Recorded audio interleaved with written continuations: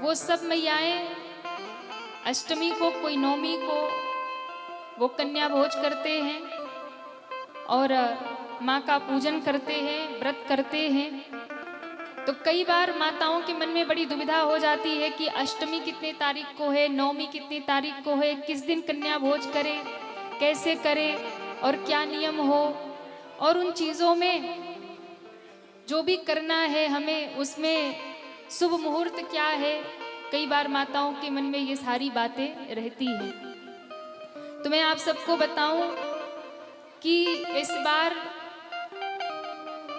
दुर्गा अष्टमी का व्रत जो प्रारंभ हो रहा है, वैसे तो दुर्गा अष्टमी 25 मार्च को दोपहर 1:50 पे प्रारंभ हो रही है और अष्टमी समाप्त हो रही है 26 तारीख को दोपहर 11:48 पर।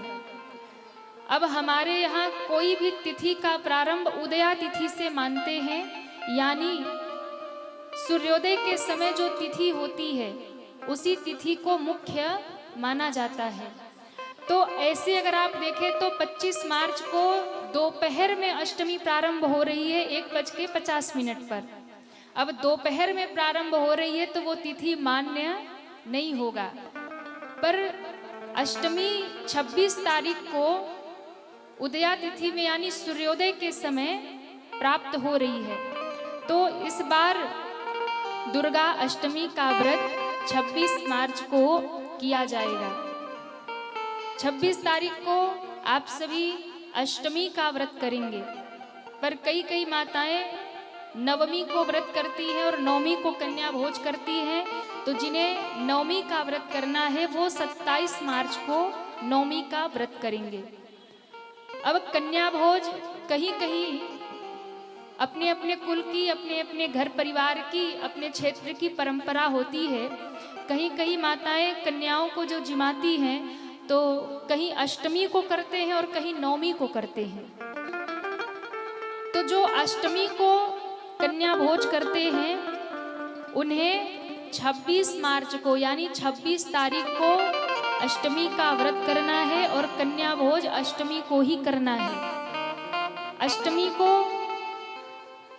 26 मार्च को अष्टमी का व्रत और कन्या भोज करना है।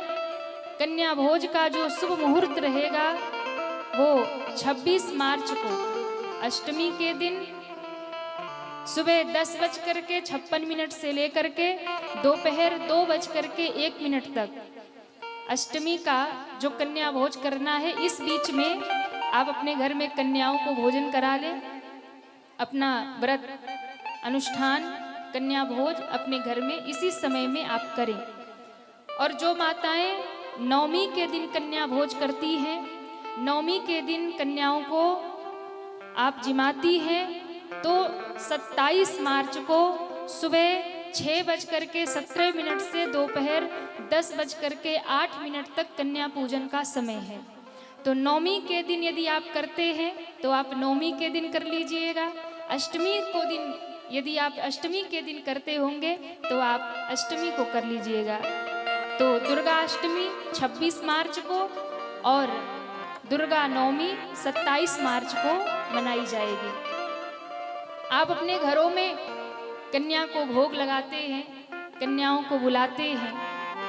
तो जब आप अपने घर में कन्या भोज कराएं तो आप कुछ बातों का विशेष ध्यान रखें और कुछ 3-4 गलतियां हैं जो आप बिल्कुल भी भूल करके भी ना करें। जब आप अपने घर में कन्या पूजन करते हैं तो सबसे पहले तो जिन कन्याओं को आप अपने घर में पूजन के लिए बुलाते हैं उन कन्याओं की उम्र 2 वर्ष से लेकर के 12 वर्ष के बीच की होनी चाहिए।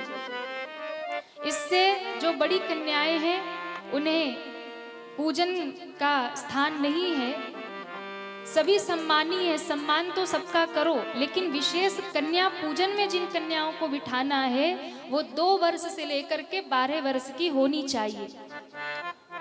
और सबसे बड़ी बात ये है, इस बात का विशेष ध्यान रखें कि जब आपके घर में कन्याएं आए तो इस भाव से मत देखो कि वो बेटी आ रही है, वो कन्या आ रही है।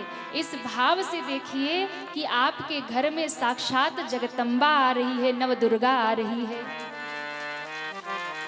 उन बेटियों का वैसे ही आदर करिए, उन बेटियों का वैसे ही श्रद्धा से उनका सम्मान करिए, वो साक्षात जगदम्बा समझ करके उनका पूजन करिए। और एक सबसे बड़ी गलती आप लोग करते हैं कि कई बार माताएं सुबह सुबह से काम कर रही होती तो चिड़चिड़ा जाती है, कभी गुस्सा करने लग जाती है। तो जब आप उन कन्याओं को भोजन बना रहे हो, खिला रहे हो, तो उस समय क्रोध मत करना, कटु शब्द मत बोलना, उस समय झल्लाना मत, चिल्लाना मत, नहीं तो माता रूठ जाएंगी। बड़े प्रेम से, बड़े आदर से उन्हें आसन पर बिठा करके, हो सके तो अगर ज्यादा छोटी कन्या है तो अपने हाथ से खिलाओ। उन कन्याओं को लेने के लिए जाओ घर तक और छोड़ने भी जाओ। दूसरी बात, सबसे बड़ी गलती ये है कि कभी भी कन्याओं को अपने घर से खाली हाथ मत भेजिए। जब भी वो कन्याएं भोजन कर लें तो उन्हें भोजन उनके मन के अनुसार मीठा खिलाएं, खट्टा तीखा ज्यादा नहीं हो। उन्हें बासी भोजन ना दे, ताजा स्वच्छ भोजन बना करके उन्हें भोजन कराएं, पवित्रता के साथ में, श्रद्धा के साथ में। और जब वो कन्याएं आपके घर से विदा हो तो उन्हें खाली हाथ बिल्कुल भी ना जाने दे, उन्हें लाल चुनरी समर्पित करे, उन्हें उपहार दे और कुछ अक्षत दे और उनके हाथ में दक्षिणा अवश्य रखे। जितना भी आपका सामर्थ्य हो उन कन्याओं के हाथ में दक्षिणा देकर के ही विदा करे, तभी आपको माता का पूर्ण आशीर्वाद प्राप्त होगा। तीसरी गलती,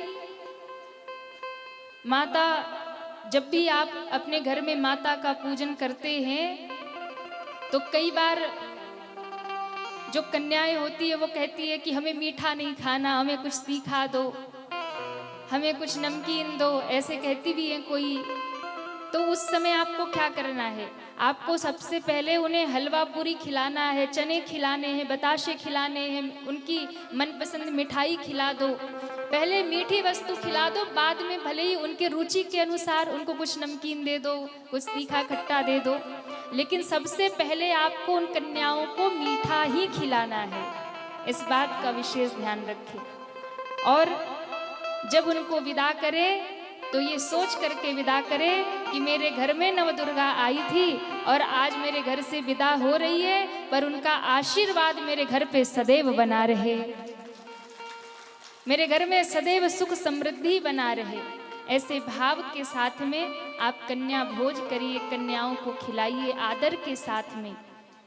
कई बार माताएं उल्टी सीधी बात भी बोल देती हैं, गुस्से में आकर के डांट भी देती हैं, या कहती जल्दी जल्दी खा लो, हमें और भी काम है। नहीं, उन्हें आराम से खिलाओ, शांति से बैठकर खिलाओ, जब तक खाए उन्हें तब तक खाने दो, बहुत ज़्यादा गर्म उन्हें भोजन मत दो।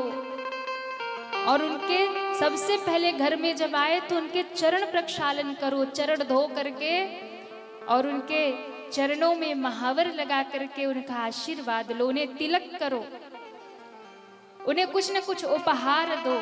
वो कन्याएं आपके घर से यदि प्रसन्न होकर के गई, उनके दोनों हाथ अपने सिर पे रखवा करके आशीर्वाद लो। अगर प्रसन्न होकर के कन्याएं चली गई तो पूरे साल जगदम्बा का आशीर्वाद आपके परिवार पे बना रहेगा।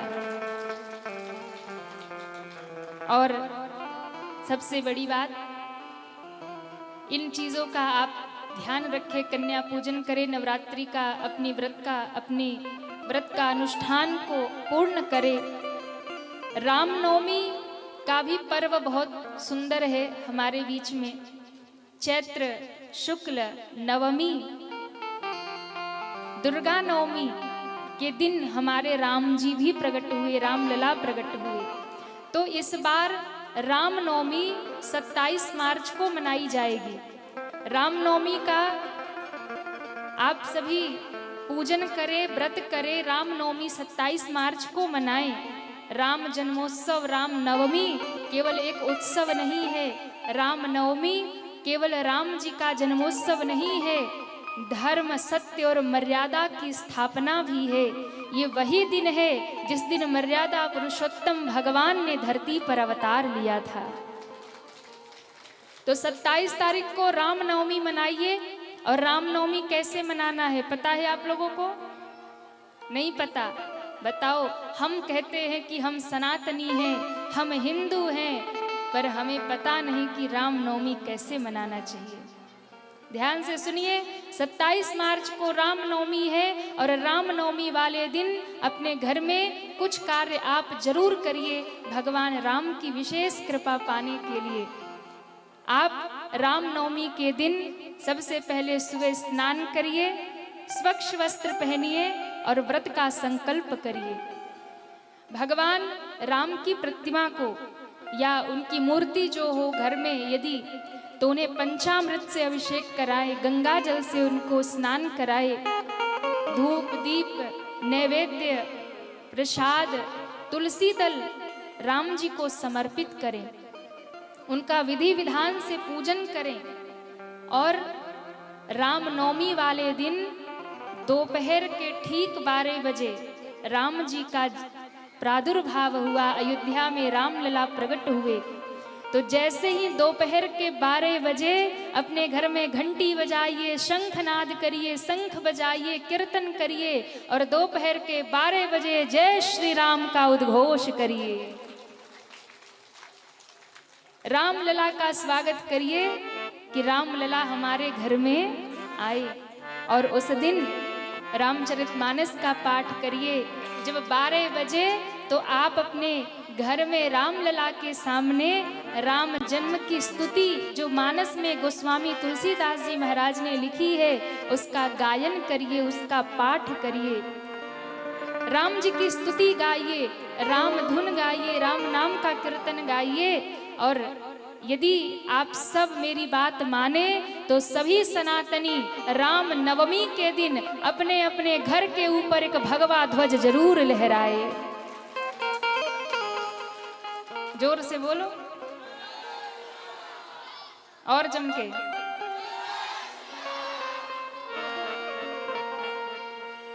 इतने जोर से बोलिए अयोध्या तक आवाज पहुंचे। जय श्री राम। रामनवमी के दिन ऐसे ही जय घोष करना, अपने घर के ऊपर भगवा ध्वज लहराना और प्रभु राम से प्रार्थना करना कि वो धर्म, वो सत्य, वो मर्यादा और वो राम राज्य हमारे भी जीवन में आ जाए। राम जी की कृपा जब होगी तो ही उनका सत्य, उनकी मर्यादा आपके जीवन में स्थापित हो जाएगी। बोलिए रामलला सरकार की जय हो। तो इन सब चीजों का हम सब सनातनियों को विशेष ध्यान रखना चाहिए। अपने सनातनी पर्वों को मनाइए। चैत पूर्णिमा हनुमान जी का जन्मोत्सव मनाइए। चैत शुक्ल नवमी राम जी का उत्सव मनाइए। भादो कृष्ण अष्टमी के दिन कृष्ण जन्माष्टमी मनाइए। अपने सनातन के व्रत, पर्व और त्योहार को बहुत ही उत्साह के साथ में और बहुत ही बृहद रूप से मनाया करिए। तब आपके ऊपर मेरे प्रभु की कृपा बरसेगी। हाँ, तभी हमारा सनातन धर्म बचेगा। इसलिए प्रत्येक सनातनियों से मैं कहूंगी कि आप 1 जनवरी याद रखते हैं कि नया साल आ गया तो वो अंग्रेजों का है।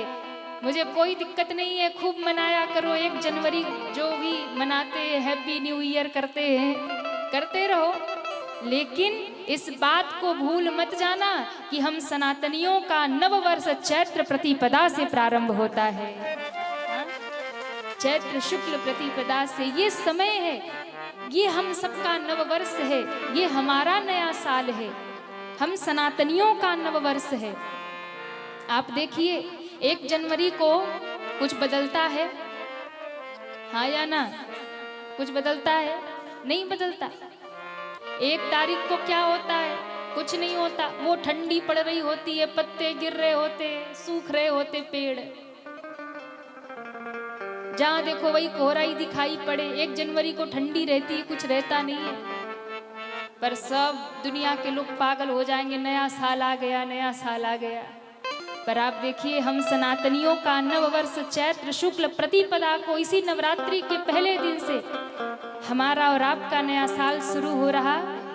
देखिए, प्रकृति बदल रही है, पेड़ों से पुराने पत्ते गिर गए, पेड़ों में नए नए पत्ते आ गए हैं, नवीनता प्रारंभ हो गई प्रकृति में। आप देखिए इस समय कितनी प्रकृति बदल रही है। इस समय विद्यार्थी नई कक्षा में प्रवेश कर रहा है, नई पुस्तक धारण कर रहा है। इस समय नया अनाज हमारे घरों में आने वाला है। तो सब नवीनता कब देखने को मिलती है? ये चैत्र का महीना जब आता है, सब कुछ बदलता है, सब कुछ नया होता है। घर के अनाज बदल रहे हैं, प्रकृति बदल रही है, वृक्षों में पत्ते बदल गए हैं। ये हम सनातनियों का नव वर्ष है जो पूरी प्रकृति मना रही है। हम और आप ही नहीं मना रहे, पूरी प्रकृति मना रही है नव वर्ष। तो भैया आप चैत्र प्रतिपदा याद रखो, राम नवमी याद रखो। और मैं पहाड़ तल्ली वालों को साधुवाद देती हूँ कि इन्होंने ऐसे अपने सनातनीय नव वर्ष पर इतने दिव्य उत्सव का आयोजन किया है कि पूरा क्षेत्र ही धन्य धन्य हो रहा है, पूरा क्षेत्र धन्य धन्य हो रहा है। बोलिए रामचंद्र भगवान की जय हो। शंकर भगवान ने मैया पार्वती को कहा, देवी, आपने पूछा कि भगवान धरती पे क्यों आते हैं?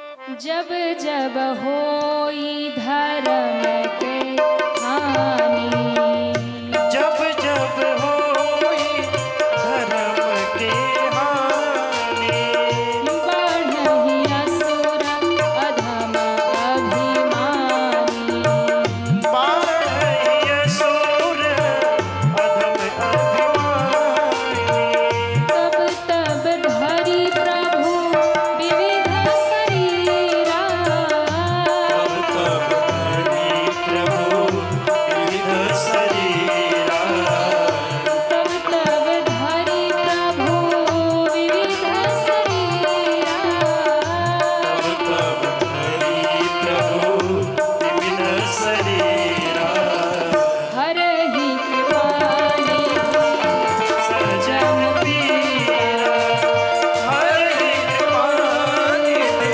सजन पीरा। श्री राम जय राम जय जय राम।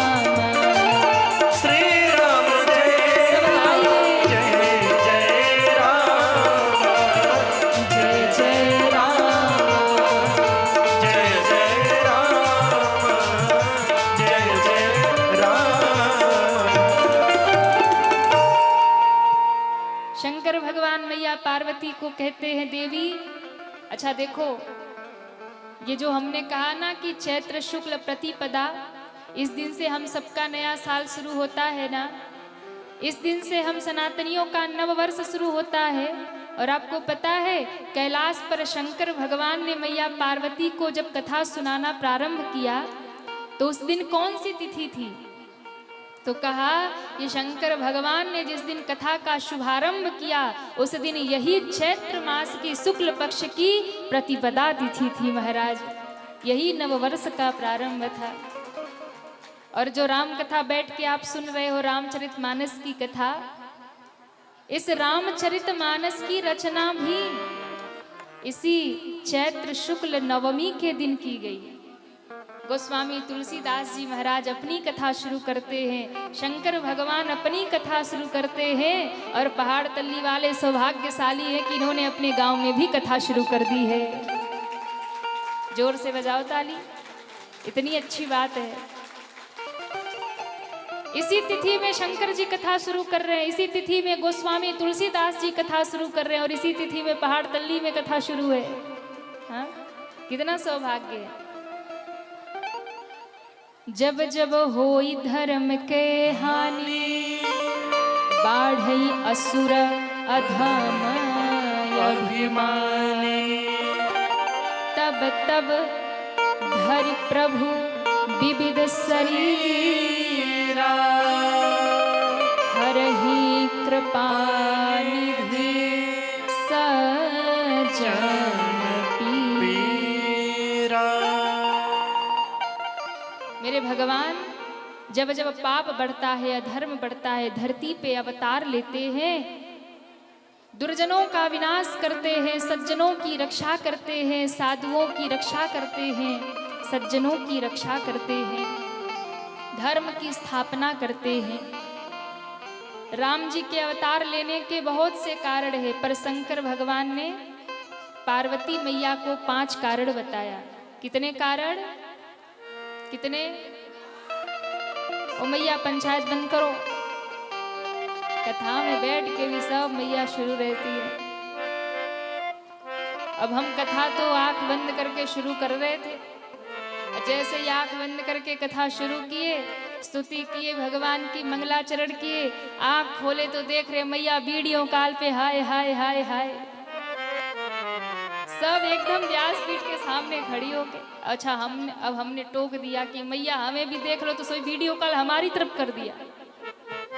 बोले मैया धन्य हो, दिखा रही, देखो हम कथा में आ गई है। बैठ जाओ बैठ जाओ। बोलिए रामचंद्र भगवान की जय हो। पहाड़ तल्ली वाले जितने श्रोता है ना, सब बड़े मस्ती वाले हैं। इनकी मौज आए तो बैठे, इनकी मौज आए तो खड़े ही होके सुने कथा। हाँ, इनकी मौज आए तो चलो थोड़ी इधर बात कर ले, थोड़ी उधर बात कर ले। इनकी मौज आए तो फिर थोड़े वीडियो कॉल करके बात कर ले, और फिर बीच बीच में आइसक्रीम तो चल ही रहा है। हाँ, बढ़िया खाते पीते मस्त श्रोता है। व्यास जी ही सूखे सूखे बैठे हैं, इनका तो सब शुरू रहता है। धन्य हो पहाड़ तल्ली वालों, जय जय, आनंद है सब। तो शंकर भगवान ने 5 कारण बताया। पहला कारण भगवान के 2 द्वारपाल जिन्हें श्राप लगा, जय और विजय की कथा। दूसरा कारण श्री नारद जी महाराज का श्राप, भगवान ने सिरोधार्य किया। तीसरा कारण तुलसी मैया सती वृंदा की कथा, जिनके पति का वध भगवान ने छल करके करवाया तो उन्होंने श्राप दिया। इसके बाद में चौथा कारण प्रताप भानु, जिसको परिवार सहित राक्षस होने का श्राप मिला, उसके लिए मेरे भगवान को धरती पे आना पड़ा। और 5वां कारण बताया मनु और शत्रुपा जी की तपस्या।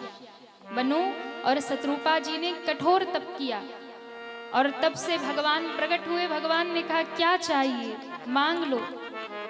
मनु और शत्रुपा जी ने कहा हमें कुछ देना चाहते हैं तो बस यही दीजिए कि आप हमारे बेटा बनकर के आ जाइए। भगवान ने कहा तथास्तु, हम आपके बेटा बनकर के आ जाएंगे। अब मनु और शत्रुपा जी को वरदान मिला, वही मनु और शत्रुपा जी दशरथ और कौशल्या बनकर के अयोध्या जी में प्रकट हुए। और भगवान नारायण ने वरदान दिया था, सो वही राम बनकर के भगवान नारायण अयोध्या में प्रकट हो गए। राम जी के जन्म से पहले रावण की जन्म की कथा आई है। किसके जन्म की? अरे कहिए ना, रावण के जन्म की। पहले रावण प्रकट हुआ तब राम जी प्रकट हुए। आप कहेंगे ये तो गलत बात है, हम राम कथा सुन रहे तो पहले राम जी प्रकट होने चाहिए, ये पहले रावण कहां से आ गया? ध्यान दीजिए, पहले रात आती है फिर दिन आता है, पहले पाप बढ़ता है तब पाप को मिटाने के लिए मेरे राम आते हैं। पहले रावण प्रकट हुआ, अधर्म बढ़ा, रावण, कुंभकर्ण, विभीषण 3 भाई हुए, कठोर तपस्या करके ब्रह्मा जी से वरदान मांग लिया। वरदान मांग करके रावण ने पूरी धरती पर विध्वंस करना शुरू कर दिया। और जब पूरी धरती पे विध्वंस करना शुरू किया तो कहते हैं मैया पृथ्वी ने गऊ का रूप बनाया, प्रार्थना करी और जब प्रार्थना करी तब कहते हैं कि भगवान ने आकाशवाणी करी, जनि डर पहु मुनि सिद्ध सुरेशा। भगवान ने कहा कि डरो मत, हे देवताओं, हे ऋषि मुनियों, हे मैया पृथ्वी, मैं जल्द ही अंशों सहित अवतार धारण करूंगा और पृथ्वी के भार का हरण कर लूंगा। भगवान की आकाशवाणी सुनकर सब प्रसन्न हुए और कहते हैं अब भगवान की आकाशवाणी सुनने के बाद जितने भी देवता थे सब जहां तहां प्रकट होने लगे। जहां तहां सब बंदर भालू बन बन के धरती पे आ रहे हैं। कहते हैं कि जब सारे देवता बंदर भालू बन करके धरती पे आने लगे कि हम राम जी आएंगे तो उनकी सेवा करेंगे, तो एक दिन शंकर भगवान बैठे बैठे मुस्कुरा रहे हैं। पार्वती मैया ने कहा कि बाबा आप बड़े खुश लग रहे हैं, क्या सोच रहे हैं? शंकर जी ने कहा अब मेरे प्रभु धरती पे आने वाले हैं देवी, अब मैं भी धरती पे जाऊंगा और मैं धरती पे जाकर के भगवान की सेवा करूंगा। पार्वती मैया ने कहा अच्छा प्रभु, आप धरती पे जाएंगे प्रभु की सेवा करने तो फिर हम भी चलेंगे। शंकर भगवान ने कहा देवी आप नहीं चल सकती हैं। क्यों नहीं चल सकते? शंकर भगवान ने कहा देखो, सब बनेंगे बनचारी और हम बनेंगे ब्रह्मचारी। जितने भी देवता हैं ना सब बंदर बन रहे, भालू बन रहे, मैं भी पनरा बनूंगा, बानर बन के जाऊंगा अपने प्रभु की सेवा करने। तो मैया ने कहा हमें भी ले चलो, हम भी साथ चलेंगे। शंकर भगवान ने कहा नहीं नहीं देवी आपके लिए जगह नहीं होगी। पार्वती मैया ने कहा जब आप बंदर बनोगे तो हम बंदरिया बन जाएंगी, दोनों संग ही संग राम जी की सेवा करेंगे। शंकर जी ने कहा हम तो ब्रह्मचारी रहेंगे, हम हनुमान बन के जाएंगे, ब्रह्मचारी बन के जाएंगे, विवाह नहीं करेंगे, अकेले ही रहेंगे। पार्वती मैया ने कहा शिव के शक्ति के बिना शिव कुछ कर सकते नहीं है, प्रभु मुझे भी साथ ले चलो, जरूरत बहुत पड़ेगी। तो शंकर भगवान ने कहा पर ब्रह्मचारी रहूंगा मैं। तो पार्वती मैया ने कहा कोई बात नहीं, आप बनिएगा बनचारी और साथ में रहिएगा ब्रह्मचारी। आप बन जाइएगा बंदर तो मैं बन जाऊंगी बंदर की पूंछ, मैं आपकी पूंछ में बैठ जाऊंगी। तो भोले बाबा ने कहा फिर करोगी क्या? तो कहा कि देखो बंदर होता है ना, तो वो पूंछ जो होती है वो बड़ी काम की होती है। जो भी पशु योनि में रहते ना, पशु जो रहते हैं उनकी पूंछ बड़ी काम की होती है। क्यों? कोई भी मक्खी मच्छर काटे तो सोई पूंछ मारे, है ना। और कहीं भी खुजली हो तो वो पूंछ से खुजाए, और महाराज कोई अगल बगल से निकले सोई एक पूंछ धर दे तो कोई पास भी ना आवे। अच्छा बंदर जो होते हैं ना वो बड़ी पूंछ से भी मारते, लंगूर जो होते हैं तो मारते काटते हैं बंदर। तो शंकर भगवान ने कहा मैं बनरा बनूंगा, बंदर बनूंगा। पार्वती मैया ने कहा हम पूंछ में बैठेंगे। तो फायदा क्या होगा? बोले हम पूंछ में बैठी रहेंगी तो आप अपने स्वामी राम जी की सेवा करिएगा, मैं पूंछ में बैठकर अपने स्वामी की सेवा करूंगी। अब शंकर भगवान हनुमान जी बने, पार्वती मैया जिद करने लगी है हम हूँ चलबे तोहार संग, हम हूँ चलबे तोहार संग ए बाबा। बाबा अकेले मत जाइए, पार्वती मैया कह रही है भोले बाबा से। जैसे होता है ना कि ये भाई लोग कभी अकेले घूमने जाते तो मैया जिद करती हमें भी ले चलो, अकेले नहीं जाना हमें भी ले चलो। तो पार्वती मैया कह रही बाबा हम हूँ चलबे तोहार संग ए बाबा, हम हूँ चलबे तोहार संग ए बाबा, हम हूँ चलबे तोहार संग ए बाबा, हम हूँ चलबे तोहार संग ए बाबा।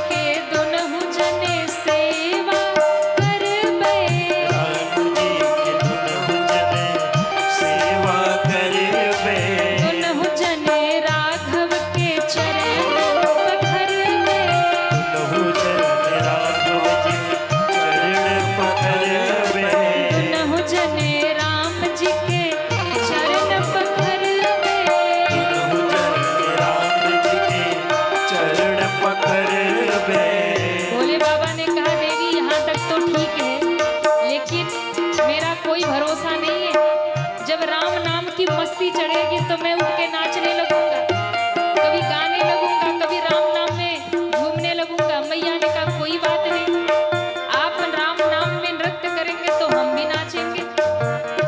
हम हो नचबे तोहार संग, हम हो नचबे तोहार संग ए बाबा, नचबे तोहार संग ए बाबा। लेकिन हम हो चलबे तोहार संग ए बाबा, हम हो चलबे तोहार संग ए बाबा। चलबे तोहार संग ए बाबा, हम हो चलबे तोहार संग ए बाबा। हम हो चलबे तोहार संग, चलबे तोहार संग ए बाबा, हम हो चलबे तोहार संग ए बाबा। हम हो चलबे तोहार संग ए बाबा। हम हो चलबे तोहार संग ए बाबा। हम हो चलबे तोहार संग ए बाबा। ए बाबा, ए बाबा, ए बाबा।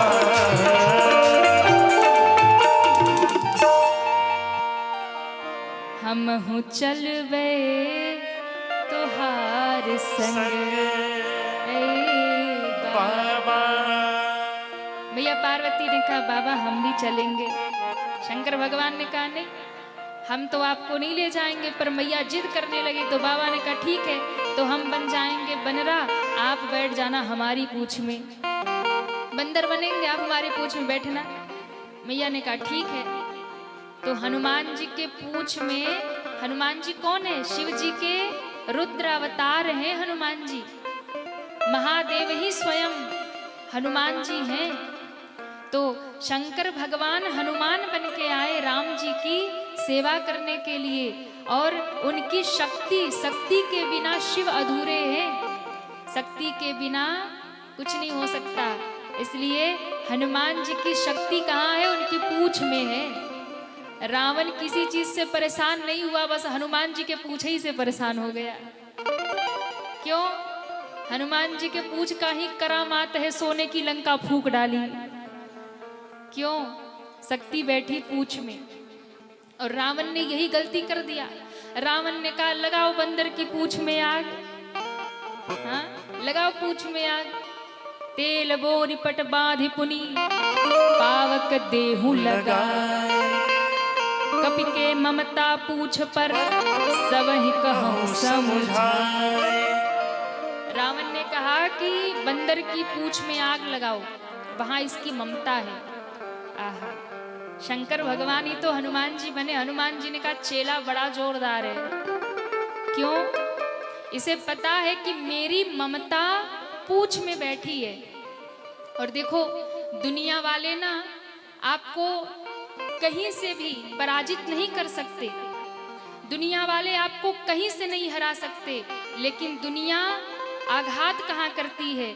जहाँ आपकी ममता बधी है ना, ये दुनिया वही प्रहार करती है कि इसकी ममता पे आघात करो तो इसको हम तोड़ देंगे।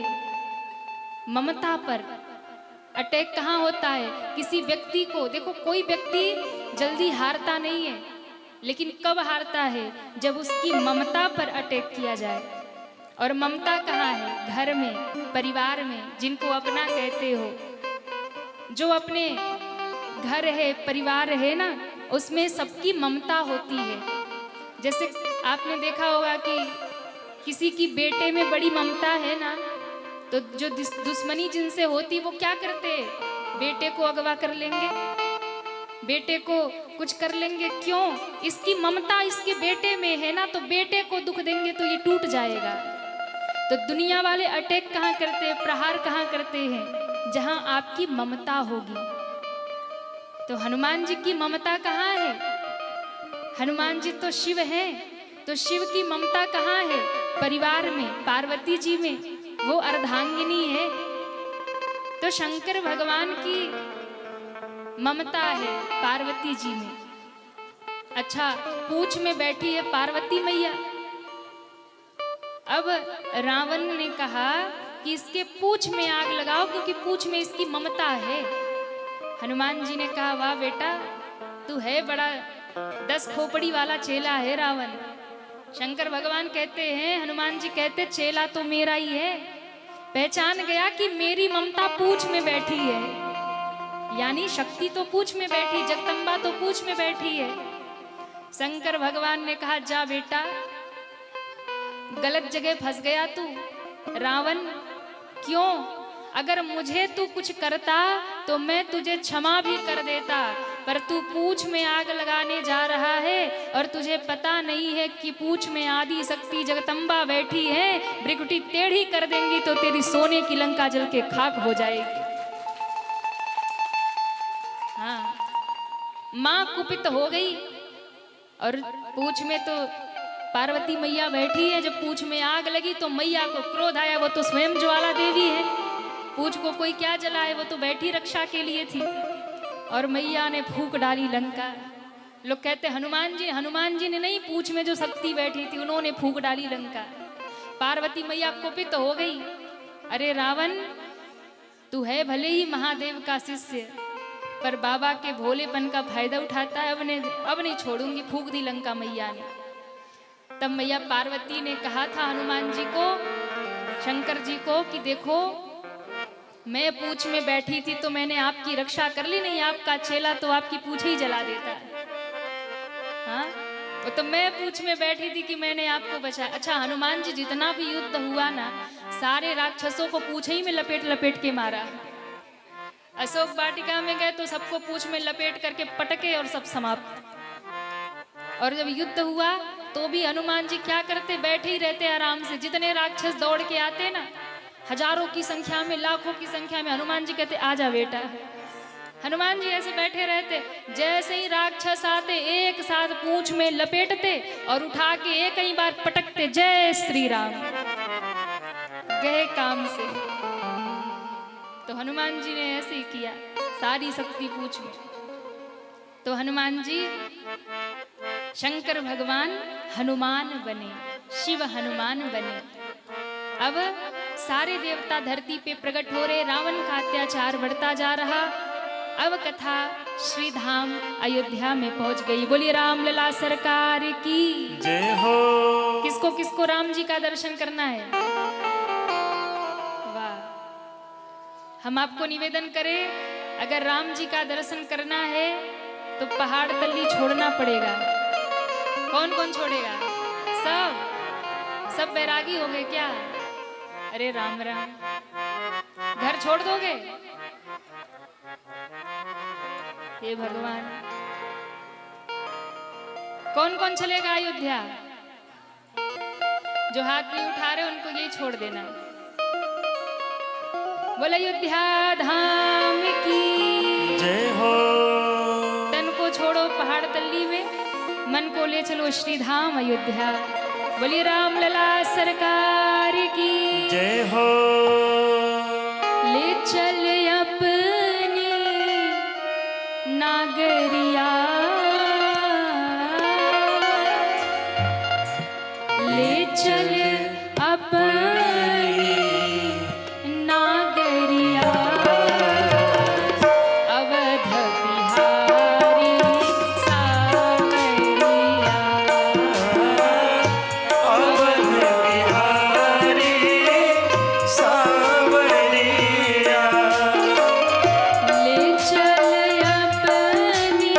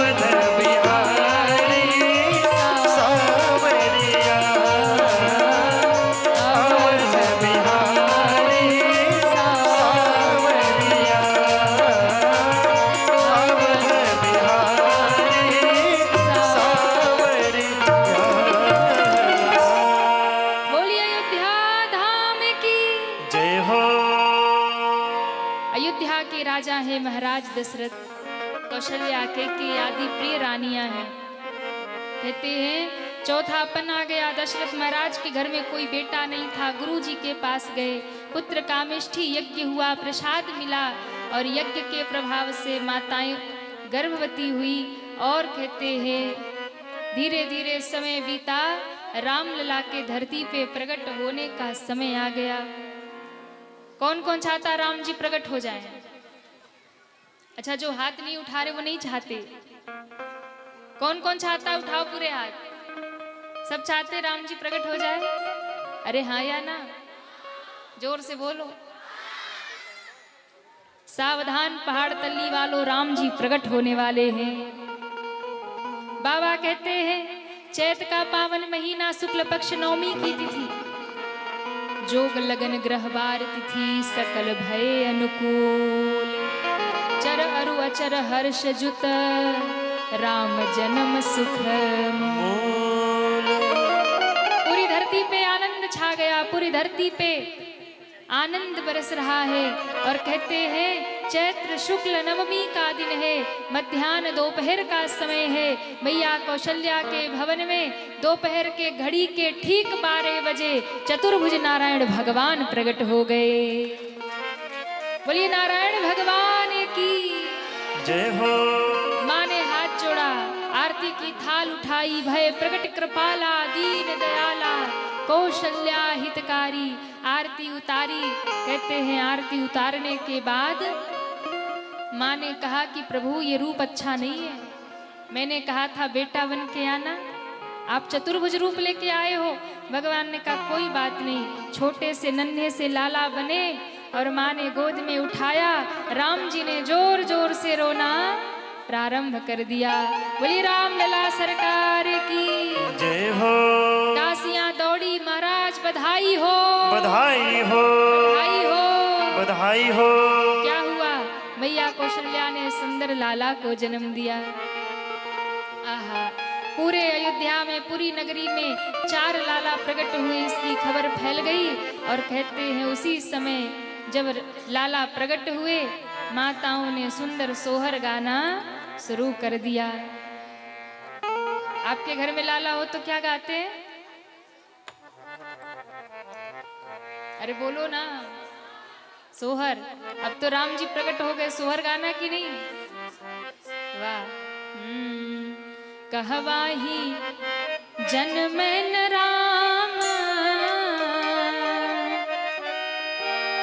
कहवाही जनमन राम, कहवा लखन जनमे हो, कहवाही जनमन राम, कहवा लखन जनमे हो।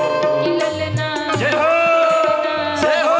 ललना कहवाही जनमे हनुमान, दुनहु करवा सोहर हो। ललना कहवाही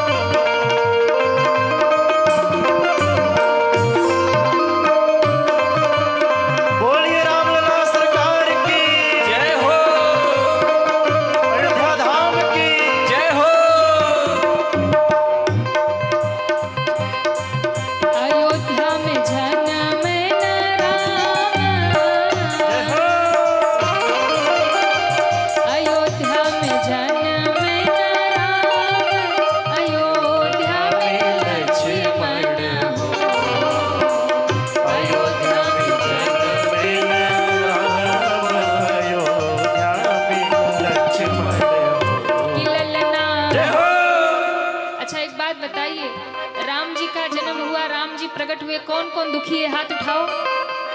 अरे राम राम, आप सब लोग दुखी हैं।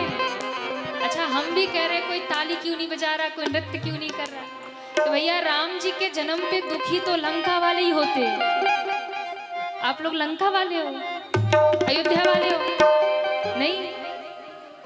कौन कौन अयोध्या वाला? उठाओ हाथ। वाह, राम जी के जन्म से कौन कौन खुश है? वो हाथ उठाओ। सब खुश है तो ताली बजा के झूम लो। हरि बोल। चारों लला सरकार की जय हो।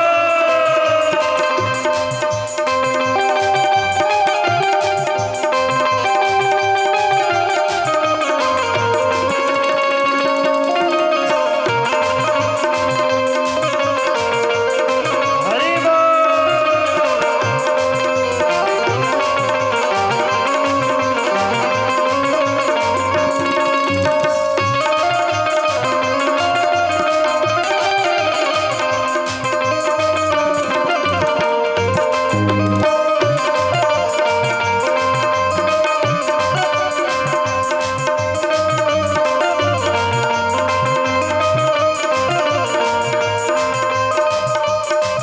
और अयोध्या में जन्म राम, जय हो। अयोध्या में जन्म राम, अयोध्या में लक्ष्मण हो।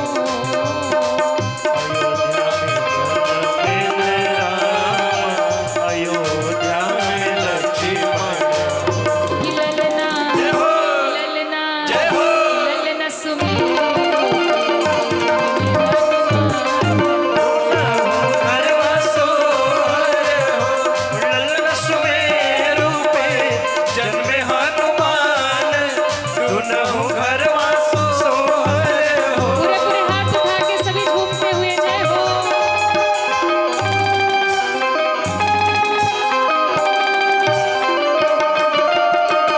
जय जय।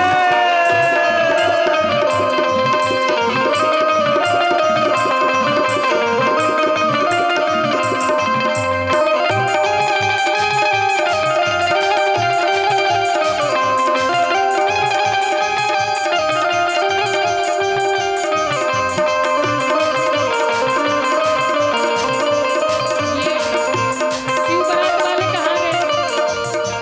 आज शिव बारात वाले सामने नहीं आ रहे, इनको बैठो सामने। आप नहीं खड़े होंगे तो आनंद नहीं आएगा, सामने आ जाइए। जय हो। जय।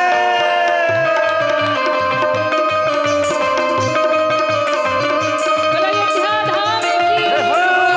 रामलला सरकार की। जय हो।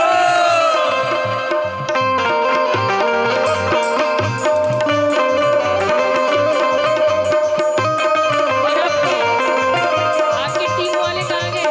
सबको बुलाओ, बताओ रामलला के जन्म में नहीं नाचेंगे तो कब नाचेंगे? जय हो।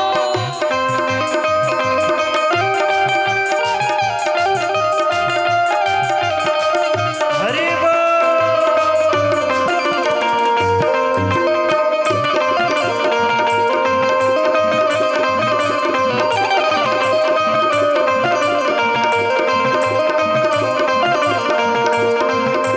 और केकरा के हौवन राम, जय हो। केकरा के हौवन राम, केकरा के लक्ष्मण हो। केकरा के हौवन राम, राम के करा के लक्ष्मण। कि ललना जय हो। ललना। जय हो। ऐसे नहीं, जिनके घुटने में दर्द ना हो वो उछल के बोले जय हो। जो हाँ, जिनको सामर्थ्य है, बूढ़े लोग प्रयास ना करें। कि ललना, दोनों हाथ ऊपर करो पूरे पूरे। कि ललना, कि ललना, जय हो। कि ललना कहवाही जन्मे हनुमान। दुनहु घरवा सोहर हो, ललन कहावाही जन्मे हनुमान। दुनहु